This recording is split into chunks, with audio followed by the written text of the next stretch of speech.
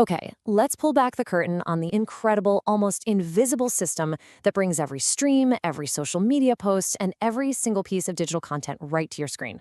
It's this massive structure that we live in every single day, but almost never actually see. I mean, just think about it for a second. You turn on your TV, you unlock your phone, and you are just hit with this tidal wave of choices. It's kind of cool, but it can also feel like absolute chaos, right? Well, that feeling, that's actually the key to understanding this entire digital world. And that chaos, it actually has a name: media fragmentation. Decades ago, you had maybe a few TV networks. Now, there are countless streaming services, endless social platforms, all fighting for a slice of your attention. So the central problem for this entire industry is, how do they cut through all that noise to find you? And look, if you think it's fragmented on the surface, just wait till you see what's happening behind the scenes. To get just one digital ad to show up on your screen, it can involve over 200 different companies passing it along.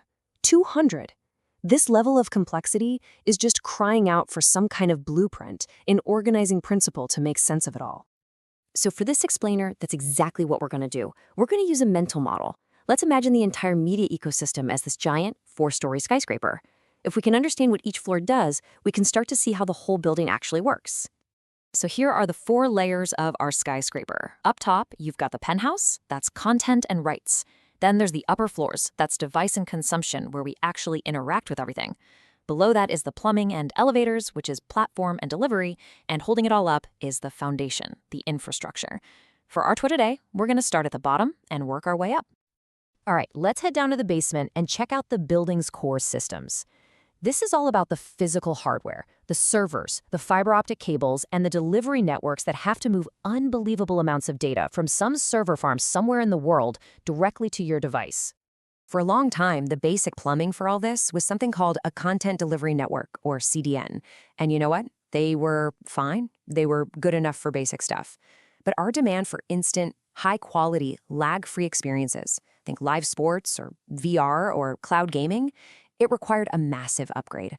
So say hello to the XDN, the Experience Delivery Network, which is built for speed. And the secret sauce that powers these new XDNs is something called edge computing. The idea is actually simple, but it's totally brilliant.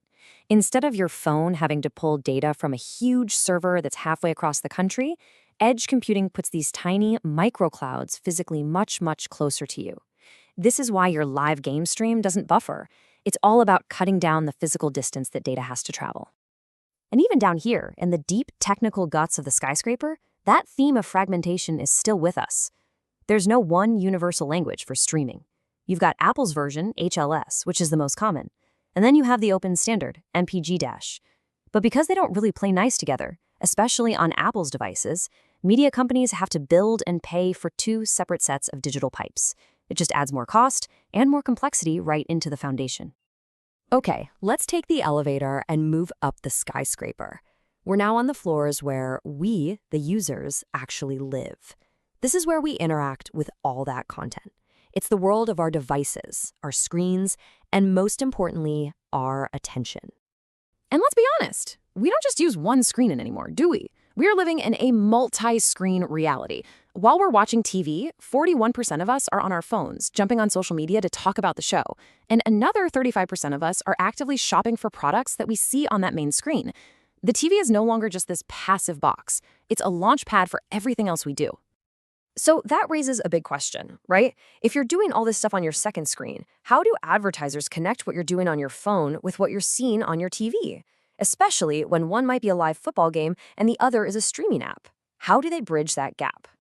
Well, the answer is this really clever piece of tech called automatic content recognition, or ACR.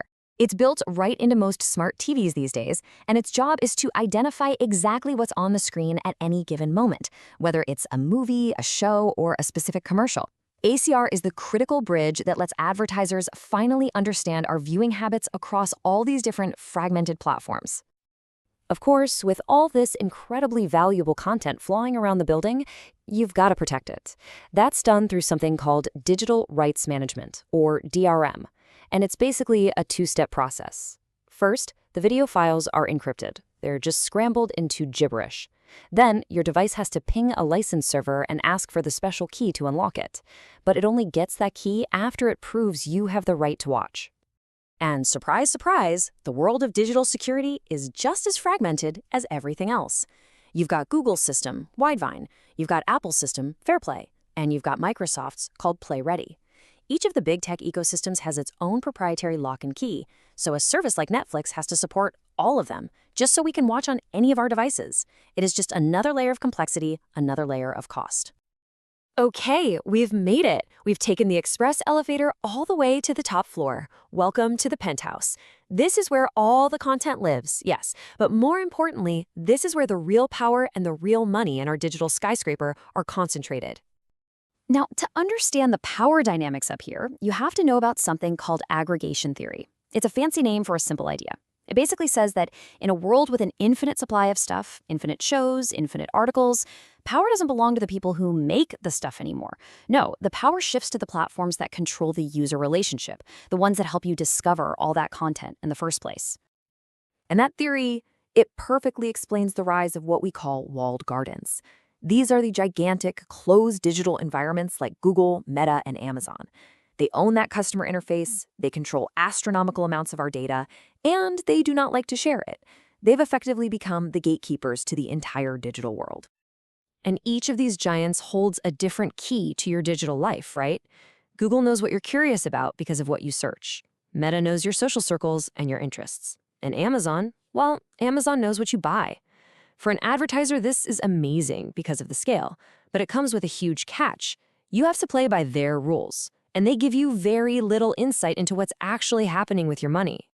So what is the primary weapon these platforms use to keep us inside their walls?